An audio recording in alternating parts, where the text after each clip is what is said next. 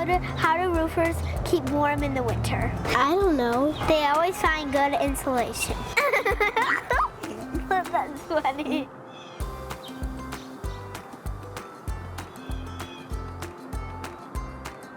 I'm Rhoden. Hi, I'm Joe Rhoden. And welcome to Raising the Roof with Ro and Joe. Are you going through a roof replacement for the first time? Here are some questions you might be asking. Can I replace my roof in the winter? You can replace a roof any time of year, as long as it's 40 degrees or higher and the weather permits. Do I need to replace my roof or repair it? Whether you need a repair or a full replacement depends on the problem. Our inspectors checked every part of your roof. They will tell you the best course of action. Can I install a new roof over my old roof?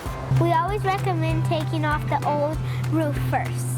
That way we can see the problems and fix them. Can I choose a different material than I have now? You can change an asphalt roof into a metal roof and the other way around. But some materials, like slate, they need special roof support to hold them up. How do we clean after the new roof is installed? Our crew works hard to leave it better than we found it. We use magnets to pick up the metal scraps and recycle everything we can.